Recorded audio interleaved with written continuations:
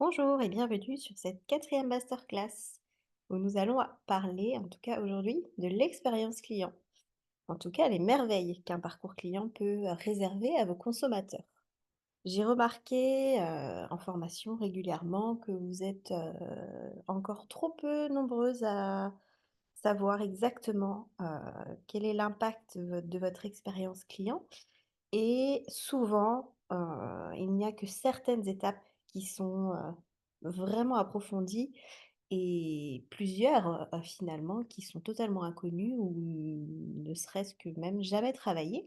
Donc on va faire un tour aujourd'hui, un petit, tour, vraiment complet de ce qu'est l'expérience client et moi je vais même un petit peu plus loin, je fais en sorte en tout cas que l'expérience, le parcours que vos clients vont emprunter en venant sur votre lieu de travail ou en allant vous-même à domicile est une véritable, en fait, expérience émotionnelle.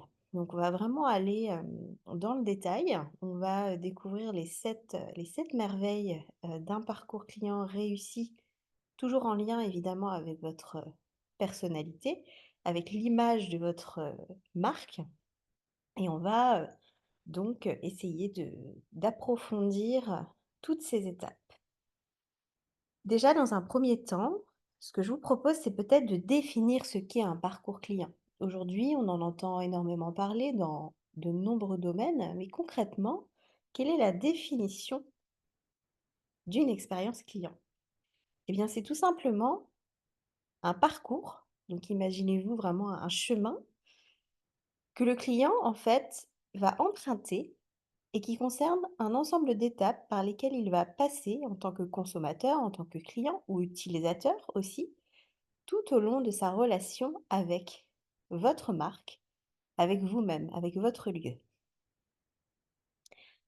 Voilà la définition concrètement d'un parcours client. Petite parenthèse, du coup, on va nous le transformer avec une dimension émotionnelle, tant qu'à faire, puisque aujourd'hui nous sommes dans le domaine du bien-être et donc nous avons, aussi beaucoup d'outils et de clés maintenant, pour comprendre les émotions, les sentiments que les clients, ressentent en utilisant vos précieux soins, en utilisant aussi également vos produits. Donc tout ça, on va essayer de le rendre vraiment émotionnellement attractif. Qu'est-ce que le client, en fait, va, heu, lui rechercher? Ça va être vraiment de vivre une expérience. Qu'est-ce que vous allez en tirer de ce parcours client, en tout cas de le travailler en profondeur au quotidien? C'est que vous allez prendre conscience que votre consommateur a des besoins vraiment bien spécifiques, puisque vous allez vraiment aller dans quelque chose de plus profond. Ça va vous permettre aussi de passer à l'action pour pouvoir, mettre en place des choses concrètes qui vont avoir de la valeur et qui vont favoriser la consommation aussi de soins, la consommation de produits au sein de votre établissement. Petit point important, un parcours client peut aussi bien se dérouler dans un lieu physique, comme une boutique, un magasin, votre institut, votre spa, et cetera. Mais il peut aussi se transporter à domicile, évidemment, pour toutes celles qui ont des concepts, de de déplacement au sein même de la clientèle, mais également un parcours client qui peut être digital. Alors ça ne concerne pas forcément toujours, vos métiers, mais vous êtes sûrement, vous, déjà consommateur ou consommatrice, d'une expérience client qui a lieu en digital. Donc tout est possible et il faut essayer, voilà, de le transposer au maximum du réel au virtuel, surtout dans l'époque dans laquelle nous vivons. On va essayer de s'appuyer sur, vraiment 7 étapes fondamentales que nous allons approfondir. Je vais vous les présenter et on va pouvoir les travailler, une à une. Je vous invite, du coup à prendre un petit bloc-notes, à peut-être aussi mettre pause sur la vidéo, puisque je vais donner énormément d'informations et bien évidemment, c'est une formation que vous pouvez, approfondir, chaque année en fonction de vos besoins et de ce que vous voulez véhiculer au sein même de votre espace de travail. Donc moi, je suis partie du principe que pour moi, les 7 merveilles du parcours client commençaient déjà par une visibilité, donc en étape 1 avec votre vitrine. Alors là, qu'elle soit physique ou digitale, pour le coup, là, on peut vraiment parler des 2. En général, si vous avez un commerce, si vous avez une boutique, vous aurez évidemment une vitrine. Alors que vous ayez un pas de porte ou pas d'ailleurs, hein. Aujourd'hui, beaucoup de personnes s'installent directement à domicile, donc avec un espace, directement ouvert chez soi. Vous êtes quand même dans l'obligation, pour pouvoir susciter un engagement et une envie, heu, d'être visible. Donc vous avez plusieurs solutions, on les abordera un tout petit peu plus tard. Donc déjà, on va approfondir la vitrine. La vitrine, c'est votre premier outil qui est plutôt en lien avec la communication de votre lieu, ce que vous y faites, les prestations que vous proposez. Donc ça doit être vraiment travaillé avec une attention vraiment particulière. On n'est plus à l'époque où, les vitrines étaient, le seul moyen de faire entrer les clients dans son établissement. On a quitté un petit peu, cette façon-là, en tout cas, de susciter l'envie, puisque maintenant, on est beaucoup, en tout cas, visible en digital, d'abord dans un premier temps, puis en physique dans un second temps. Donc il est nécessaire, sur cette vitrine, qu'elle soit physique ou digitale, de la rendre la plus attractive possible, la plus claire aussi concernant la proposition de vos services et de vos produits, et de susciter ou un désir de passer la porte, ou un intérêt à prendre en tout cas rendez-vous avec vous. Ça reste un endroit stratégique pour capter des personnes, en tout cas des nouveaux clients, au fur et à mesure de l'année. La vitrine, donc là, je vais plutôt parler de la vitrine, on va dire qu'elle soit, plutôt physique. Vous n'avez pas besoin d'avoir de grandes vitrines pour être attractif. Vous pouvez très bien avoir, une vitrine de quelques mètres carrés, une fenêtre uniquement, mais en tout cas, il y a des éléments essentiels à vraiment prendre en compte pour ne pas noyer votre prospect dans, voilà, quelque chose de beaucoup trop, inatteignable, avec des messages qui sont flous, avec des informations qui sont confuses. Donc il y a des essentiels à respecter. Le nombre de messages déjà, doit être, minimum et impactant. Évidemment, on doit observer sur votre vitrine le nom de votre institut, ça reste, ou de votre spa, ça reste une évidence. Un nom, aujourd'hui, à l'époque de la communication, est toujours évocateur de positif ou de négatif. Cela vous met dans une case malgré tout. On arrive maintenant en voyant une vitrine de décoration, heu, ou une boutique en tout cas, de décoration d'intérieur, à quelques mètres en arrière, on arrive à savoir de quel type de boutique il s'agit. Pareil, quand vous êtes sur une boutique de vêtements, vous savez évidemment avec les mannequins en vitrine que vous êtes sur du prêt-à-porter. Ça doit être pareil pour vous, vous devez, à quelques mètres, être visible et on doit comprendre tout de suite que vous êtes dans le domaine du bien-être. Donc réduisez le nombre de messages et soyez le plus impactant possible. Il y a aussi évidemment des éléments obligatoires à afficher en vitrine pour, on va dire, les heures où de fermeture, les week-ends où vous n'êtes pas ouvert, et cetera, puisque, ben, vous savez très bien que les clients ne passent pas, qu'en semaine devant chez vous, mais bien plus parfois le week-end. Donc vos horaires d'ouverture doivent être notés toujours, évidemment, alors dans un coin aussi stratégique, je dirais à hauteur de la lecture, donc ne mettez pas, les mettez pas dans un petit coin en bas, ce serait dommage, mettez-les vraiment au centre. Votre numéro de téléphone évidemment, vos QR codes, ça c'est aussi un outil, très pratique maintenant, de pouvoir scanner les QR codes en vitrine pour tomber sur votre page Instagram qui sera votre vitrine digitale, votre Facebook si vous êtes plutôt Facebook ou même votre site web. Je conseille toujours, même aujourd'hui, d'afficher votre carte de prestation proprement. Évidemment, on évitera la carte des prestations accroché avec un scotch, je le vois encore, pour, expliquer et donner les tarifs de ce que vous faites. On essaiera également aussi d'adapter sa vitrine à la saison avec le moins de décoration possible, heu, quelque chose, voilà, de simple en termes de message, d'épuré, mais qui fait quand même référence à l'énergie de saison. Voilà, en termes de couleurs, en termes d'objets de décoration, en termes aussi de produits. Je sais que je vois beaucoup, beaucoup encore de produits en vitrine. C'est pas forcément une, une méthode de séduction pour inviter à rentrer. Souvent, c'est vrai que dans un institut, dans un espace qu'on voit d'abord, c'est les linéaires, les produits, c'est très chargé. Essayez de véhiculer autre chose, pour pouvoir présenter vos produits d'une autre façon et on en parlera un petit peu plus tard dans le reste du parcours. Donc là, j'ai parlé beaucoup de la vitrine physique. Bien évidemment, la vitrine digitale doit respecter les mêmes codes. Si vous avez une page, je vais plutôt parler d'Instagram puisque c'est ce qui fonctionne le mieux en termes de visuel. C'est ce qui crée du désir aujourd'hui, c'est plutôt Instagram que Facebook. Vous devez avoir le même impact. Vous devez avoir une appellation claire et précise dans votre description. Vous devez avoir de jolis visuels.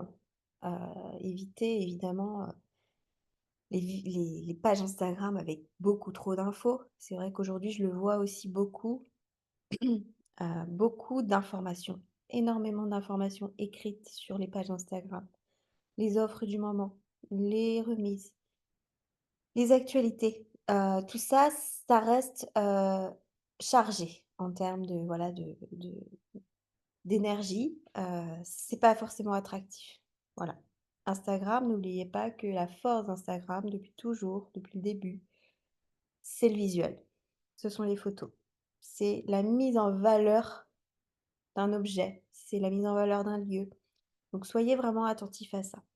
Évidemment, vous allez aussi partager votre numéro de téléphone, adresse mail, peut-être lien aussi de prise de rendez-vous, qu'elle soit, facilement, en tout cas, trouvable sur votre feed Instagram et puis toujours aussi les couleurs, les photos. Choisissez toujours aussi en lien avec la saison. On doit voir là du soleil, on doit voir de l'été, on doit voir de la luminosité sur votre vitrine digitale. Donc ça, c'était le premier point. Faites un petit point sur votre vitrine. Essayez d'avoir un regard objectif. Regardez-la régulièrement. Prenez aussi des avis de vos proches, des avis de certaines clientes avec qui voilà, vous vous entendez bien, qui vous connaissent bien aussi, et essayez d'avoir un maximum de retours. La deuxième étape du parcours client, ce sera l'accueil. L'accueil, ça veut tout et rien dire. Vous allez me dire, ben, moi j'accueille mes clientes, évidemment, lorsqu'elles passent la porte. Je les accueille toujours, mais on va aller bien plus loin que ça. Vous avez très certainement, à l'entrée de votre établissement, un espace en tout cas dédié à l'accueil. Si c'est pas le cas, il va falloir créer un petit endroit où la cliente a un petit sas d'arrivée pour pouvoir justement ne pas négliger cette étape qui pour moi est fondamentale. Aujourd'hui, on délaisse encore trop l'accueil, depuis le Covid encore plus, pour passer directement à l'essentiel et aller presque directement en cabine. C'est pas une, c'est pas vivre une expérience que de passer la porte et de passer directement en cabine, sans avoir eu ce temps vraiment d'accueil. Donc un petit espace avec un canapé, avec une table basse, quelques éléments de déco, un porte-manteau, ça peut être un petit panier en osier pour pouvoir déposer des affaires personnelles. Il vous faut en fait un sas. Vous ne savez pas ce que votre cliente a fait avant. Peut-être qu'elle a couru pour venir au rendez-vous, peut-être qu'elle a été, totalement désorganisée familialement parlant, qu'elle a dû, expédier ses enfants, chez ses parents parce que, finalement, elle avait oublié votre rendez-vous. Enfin, en fait, il s'est passé énormément de choses avant que votre cliente arrive. Peut-être, voilà, des soucis avec la voiture, des bouchons et cetera. Donc, vous ne devez pas négliger cette étape qui est fondamentale pour pouvoir créer du lien. Surtout si vous ne connaissez pas votre cliente, il peut y avoir une sorte de froid, en fait, qui s'installe si vous passez trop vite dans la cabine et dans l'intimité de la cliente. Tout ce qui est échange, diagnostic, heu, prise de contact doit être fait sur ce temps d'accueil. Donc à vous de voir comment vous pouvez aménager les choses, mais moi je conseille toujours un temps où on s'assoit et où on adopte une première attitude positive, avec une gestuelle aussi positive et où on crée vraiment du lien et ce contact qui du coup va durer jusqu'à la fin du rendez-vous. Vous devez placer votre cliente au centre de vos attentions, de manière naturelle et spontanée. Et si vous êtes occupé avec la cliente sortante, c'est pas grave. Voilà, on peut avoir 2 clientes qui se croisent, c'est pas un souci. Par contre, elle a son espace à elle pour arriver, potentiellement mettre son portable en silencieux, potentiellement aussi répondre à un dernier message ou prévenir qu'elle vient d'arriver, voilà, et qu'elle a envie d'être tranquille. En fait, il y a tout un tas de raisons pour vraiment créer, cet espace. Je dis toujours qu'il y a toujours 3 types de clientes. Il y a celles qui sont fidèles. On peut dire qu'une cliente est fidèle à partir de 3 passages chez vous et elles sont régulières aussi la plupart du temps. Il y a celles qui poussent la porte, qui n'ont pas rendez-vous et qui vont venir naviguer dans votre boutique. Donc sachez que plus votre boutique est grande, plus vous exposez de produits aussi, plus les clients vont rentrer, puisque voilà, vous êtes un commerce. Donc c'est vrai que si vous voulez quelque chose d'intime, si vous voulez vraiment respecter aussi que chaque cliente ait son temps, essayez peut-être de repenser vos espaces pour créer des choses, un petit peu moins attractives et moins visibles. On ose moins rentrer, quand, on n'a pas d'exposition de produits ou ce genre de choses, ou quand on ne voit pas forcément aussi ce qui se passe derrière la vitrine. Donc ça, c'est à réfléchir. Et dernier type de client, il y a ceux qui viennent pour la première fois. Peu importe le type de client que vous allez accueillir, il nous faut ce temps d'accueil automatiquement. Que vous la connaissiez de longue date ou pas, vous avez le droit de lui proposer quelque chose à boire, une hydratation avant de démarrer. Vous avez le droit de lui proposer de passer aux toilettes. Vous avez le droit de bien valider avec elle le rendez-vous, la thématique du jour, et cetera. Vous avez le droit de prendre le temps de vous asseoir pour pouvoir créer un premier contact. D'accord? C'est vraiment super important et c'est ce qui va aussi créer cette différence avec tous ces lieux où, on attend dans un coin et personne ne nous apporte aucun intérêt et finalement on attend juste notre rendez-vous comme si on était chez le médecin. Troisième étape du parcours client, le diagnostic. Le diagnostic fait partie de l'expérience que vous allez apporter à votre clientèle et c'est ce qui va aussi aujourd'hui être le plus apprécié pour personnaliser vos soins, pour pouvoir fidéliser encore plus, pour pouvoir vraiment vous adapter, faire ce qu'on appelle aussi du sur-mesure et faire ce qu'on attend d'une professionnelle, une écoute active pour comprendre les besoins profonds. Le diagnostic, c'est ce moment de connexion où quand vous retrouvez une copine que vous n'avez pas vue depuis longtemps dans un salon de thé, vous allez créer ou en tout cas essayer de recréer cette connexion entre 2 personnes, ce qui fait que vous la considérez comme une copine, comme une amie, que vous allez apprécier la voir aujourd'hui. Ça va être la même chose avec vos clients. C'est un indispensable. Cet indispensable, il ne peut pas être, mis de côté. On ne peut pas aujourd'hui, si vous voulez de la qualité, laisser de côté ce temps d'échange qui parfois peut laisser place aussi à certaines confidences importantes pour adapter ensuite votre accompagnement. Après, ça reste un choix personnel, tout dépend comment vous voulez travailler. Mais si vous voulez être une professionnelle reconnue pour la qualité de vos services, l'écoute lors du diagnostic sera fondamentale. Moi, je le fais toujours dans cet espace, d'accueil, aménagé pour une écoute active.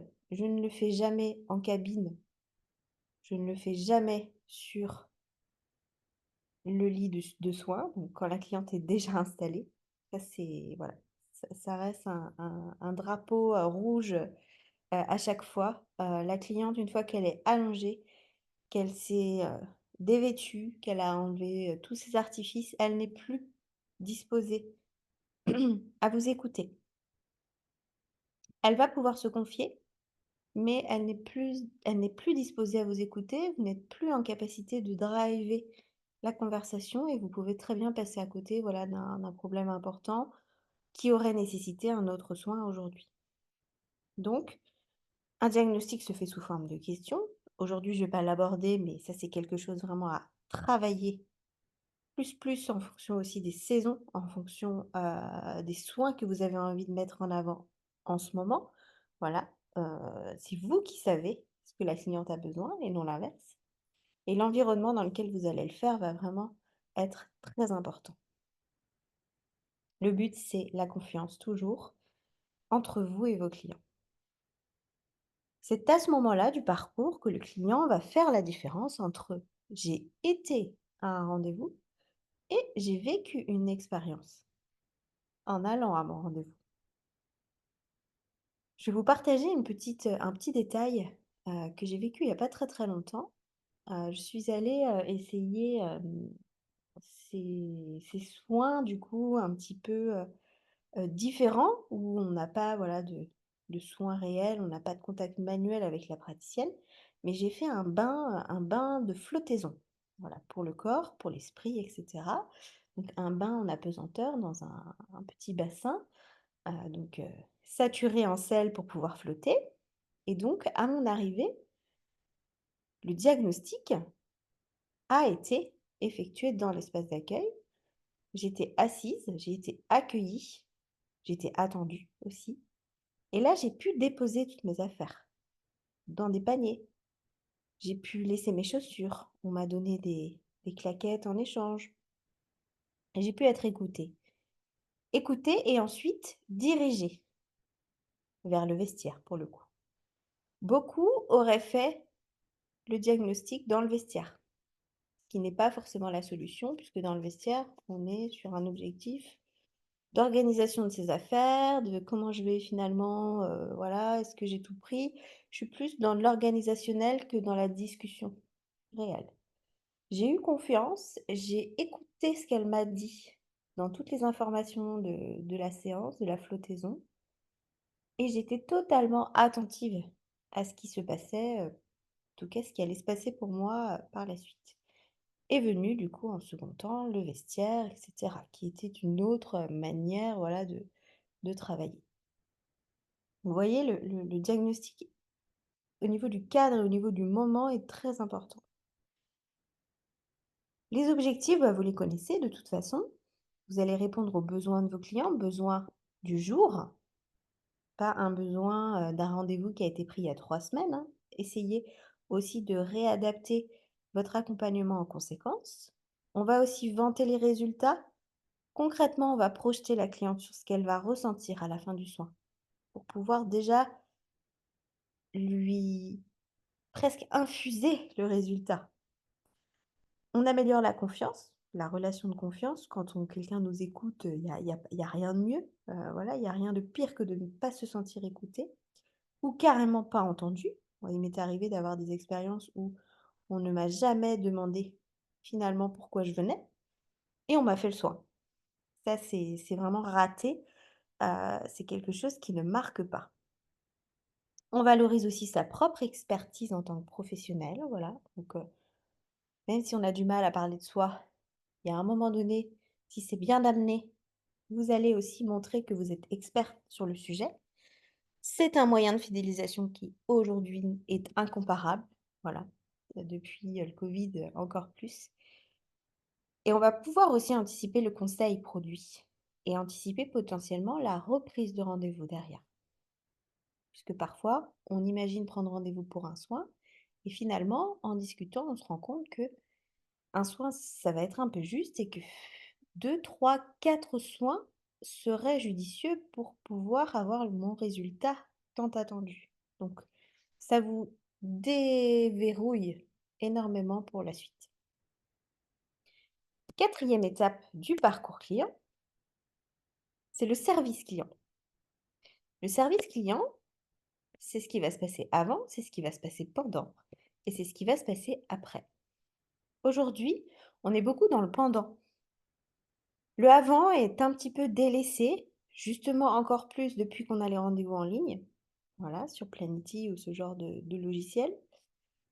C'est dommage parce que avant, il se passe aussi beaucoup, beaucoup de choses, pour ne pas laisser place au doute le jour du rendez-vous. Ça permet de nouer un lien, ça permet, d'avoir vraiment un aperçu de ce qui va se passer. Le pire qui peut arriver dans cette situation-là, alors là, je le prends plus en dans le domaine de la coiffure, c'est d'avoir une prise de rendez-vous en ligne d'1 heure et demie pour une couleur et de vous retrouver avec une personne qui finalement ne veut pas du tout de couleur, mais veut devenir toute blonde. Donc un travail qui prend 1 heure et demie normalement, là va prendre 3 heures. Donc ça peut être problématique pour vous. Donc moi ce que je vous conseille, c'est que si vous avez des rendez-vous, de prise en ligne automatique, donc déjà ne mettez pas toutes vos prestations en prise de rendez-vous en ligne. Celles qui vous semblent les plus risquées, ne les mettez pas et privilégiez le contact direct. Il vaut mieux ça que de décevoir, encore une fois. Et sinon, bah, mettez des choses en place. Peut-être des questionnaires post-soin, pour savoir à qui vous avez affaire, quelles sont les attentes concrètement aussi. Ça permet de nouer un lien. Soit vous passez un petit coup de fil aussi si vous avez, du temps, sur vos journées. Vous envoyez un petit SMS, mais en tout cas, il faut qu'il y ait un contact en amont. Moi, je trouve que c'est vraiment, fondamental sur une cliente qui n'est jamais venue et qui découvre vraiment votre espace. Le pendant, bah, écoutez, il faut que le client reparte avec toutes les informations et toute la valeur ajoutée que vous pouvez lui apporter pour se projeter dans un futur soin. Donc c'est à vous aussi de créer cette projection au maximum en écoutant, en conseillant et en donnant la meilleure des options pour un bien-être au quotidien. Et après c'est qu'est-ce qui se passe dans les prochains mois? Jusqu'au retour, jusqu'à la prise de rendez-vous, eh bien ça va être à vous de le définir. S'il y a des ventes de produits, évidemment, vous devez savoir ce qui s'est passé. Si vous avez juste conseillé, rien ne vous empêche de voir comment ça a pu infuser. Et si vous avez déjà un rendez-vous, vous commencez, c'est-à-dire un suivi. Vous allez prendre forcément des nouvelles entre le premier rendez-vous et le deuxième. Il va y avoir un lien qui va se garder, en tout cas se créer au fur et à mesure des rendez-vous. Donc à vous de trouver aussi des choses, des outils. Entourez-vous vraiment d'outils. Ça peut être en plus, voilà, des outils, heu, que vous pouvez trouver sur internet. Ça peut être passé par les réseaux également. Vous avez plein de choses en fait qui vont pouvoir vous permettre de garder ce contact. Mais le service client, c'est ça. C'est pas juste: «J'ai un problème, je vous appelle». Non, ça concerne vraiment l'avant, le pendant et l'après. Les objectifs d'un service client en béton, c'est que vous connaissez votre entreprise et vous connaissez vos soins. Vous connaissez aussi la valeur ajoutée de votre entreprise. Vous connaissez la qualité de vos services et de vos produits. Vous êtes sûr de vous. Vous n'avez pas à stresser de vous dire: «Oh, j'ai conseillé une crème à une cliente, j'ose pas prendre de ses nouvelles parce que si ça se trouve, ça ne va pas du tout». Non, ça assure et ça assoit une légitimité par rapport à vos services et à la qualité de vos produits aussi. Vous avez aussi l'objectif d'apprendre de vos clients, donc c'est important d'en savoir davantage, selon ce que le client veut vous laisser aussi. Ça donne aussi une certaine flexibilité dans votre organisation autour du client. Certaines vont avoir besoin plus que d'autres pendant. Certaines vont avoir besoin plus que d'autres après et certaines, pour nouer cette confiance, vont avoir besoin de vous avant. Donc essayez vraiment de vous adapter. Vous pouvez créer des processus pour toutes vos clientes et celles qui se saisiront de ce qu'elles ont besoin d'avoir à l'instant T le feront. Et ça permet aussi de reconnaître ses erreurs. Voilà, certaines fois, on s'est trompé sur le soin, on s'est trompé sur le produit. Ça permet aussi d'avoir des feedbacks, ça permet aussi de voir si la cliente est passée à côté de quelque chose ou si vous, vous êtes passé à côté de quelque chose et ça favorise toujours la remise en question. 5e étape, les prestations. Donc ça n'est qu'une petite partie de votre parcours client, vous voyez, les prestations et c'est là généralement que vous vous concentrez le plus. Donc ça rejoint la masterclass que j'ai faite, du coup, il y a quelques, semaines sur, les prestations signatures. Et les prestations, ça restera votre signature. C'est là que vous vous éclatez le plus en général. Mais c'est dommage parce que ça n'est qu'une étape essentielle des 7 autres qu'on a abordées. C'est la phase préférée, vous êtes technicienne, vous avez envie de donner de vos mains, vous avez envie de montrer ce que vous êtes capable de faire, mais aujourd'hui ça ne suffit pas. Vous pouvez être très bonne praticienne, mais très mauvaise en relationnel, très mauvaise en gestion d'image, en gestion d'entreprise. Et aujourd'hui, bah, malheureusement, il vous faut vraiment ces multicasquettes. C'est hyper important.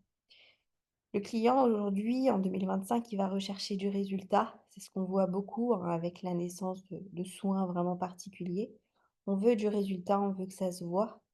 Et c'est plutôt une bonne nouvelle parce que ça permet, de pouvoir vraiment, aussi accompagner beaucoup plus vos clientes.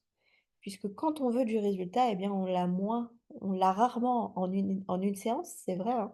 On est quand même toujours obligé d'avoir un suivi ou alors d'utiliser aussi des produits complémentaires ou de suivre vos conseils, si vous faites un petit peu de conseils en hygiène de vie.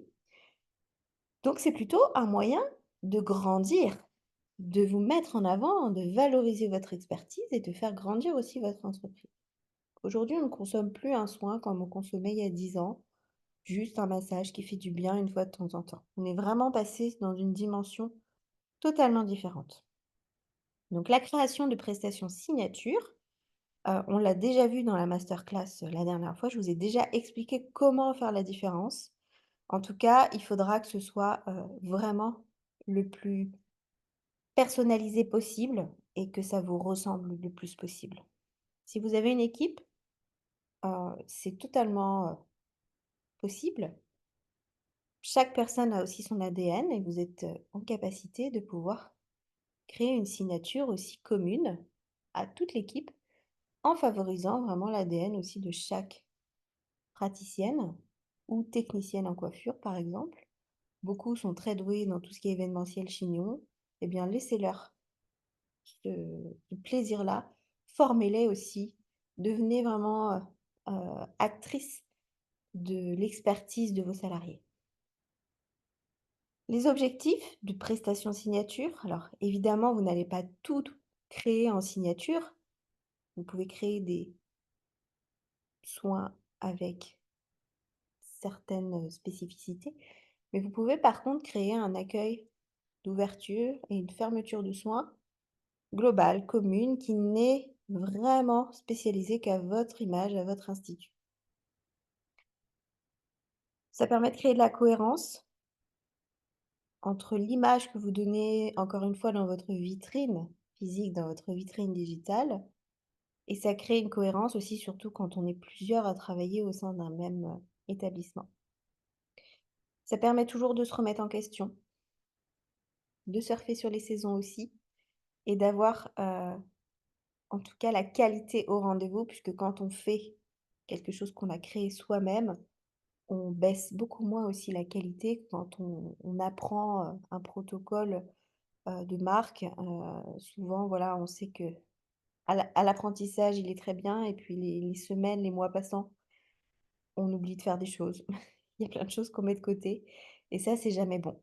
Donc les prestations, ce sera votre étape numéro 5, mais ça reste qu'une petite partie d'une expérience. Étape numéro 6, la revente, le conseil, la vente de produits.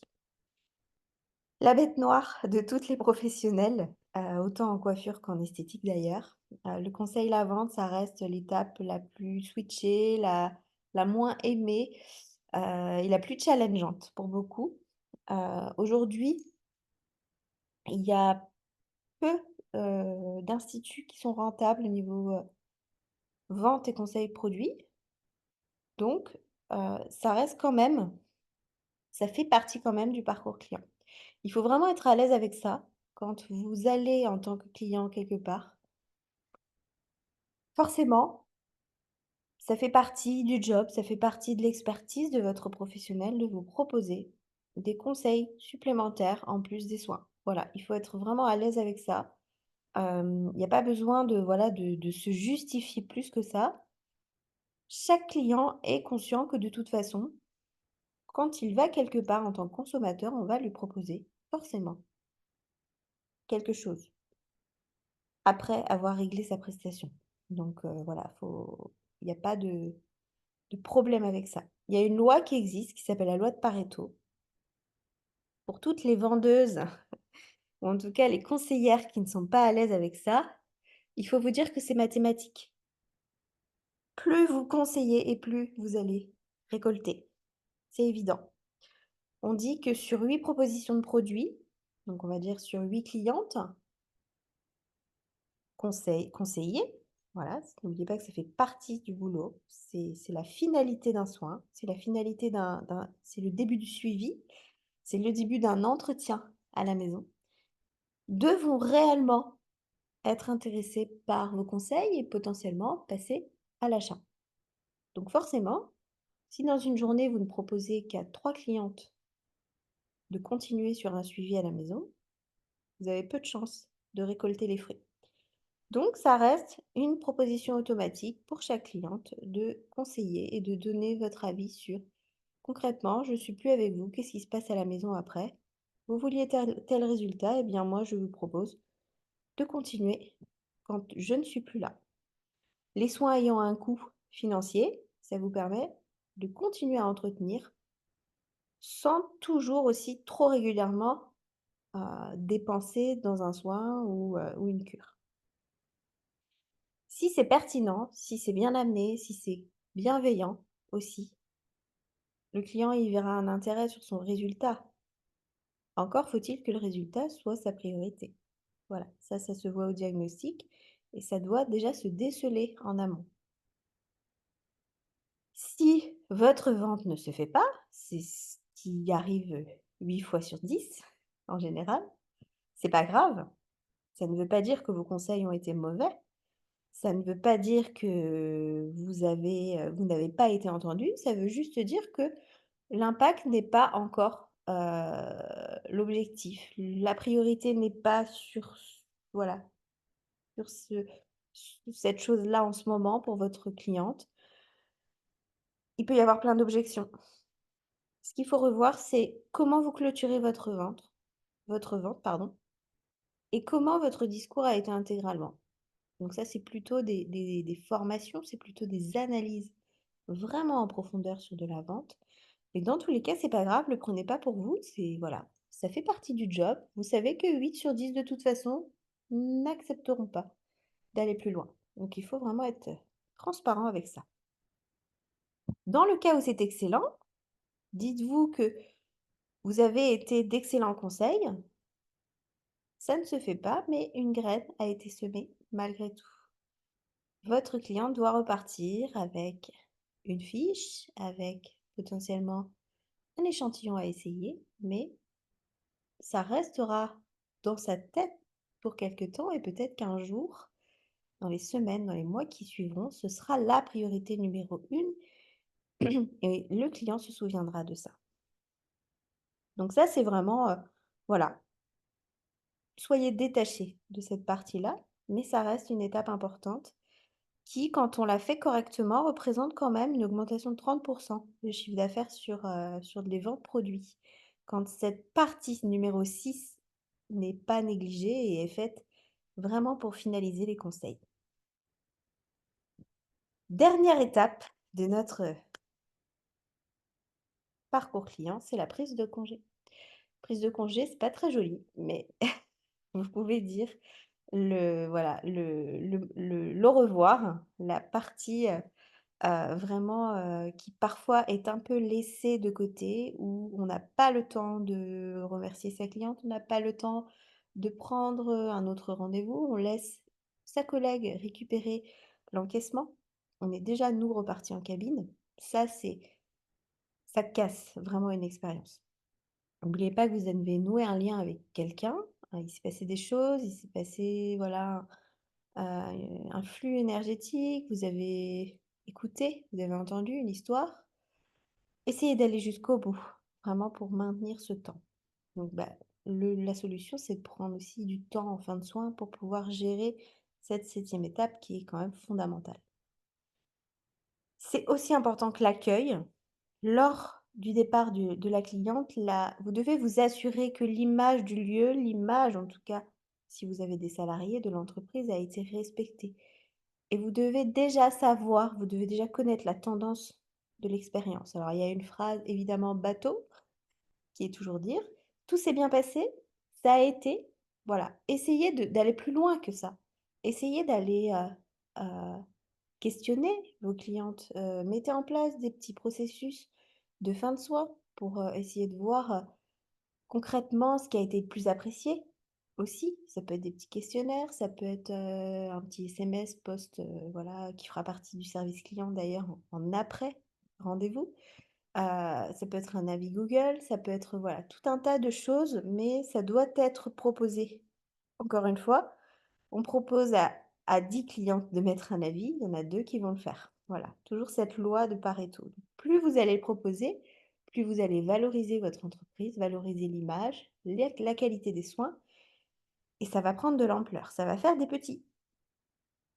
Donc déjà, cette étape-là, ben, elle est un peu trop switchée, en règle générale et on doit s'assurer aussi que le client a bien, hem je dirais, a fait le bon choix.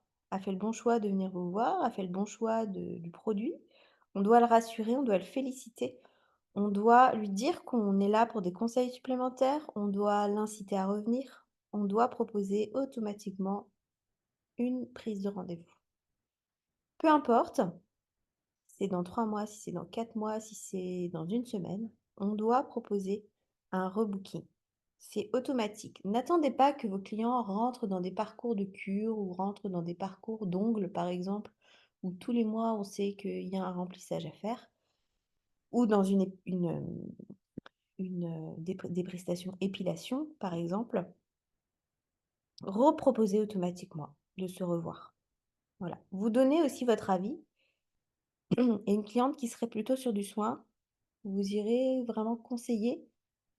Pareil, au diagnostic, vous devez savoir, vous devez sentir si on va plus loin ou si on s'arrête là aujourd'hui.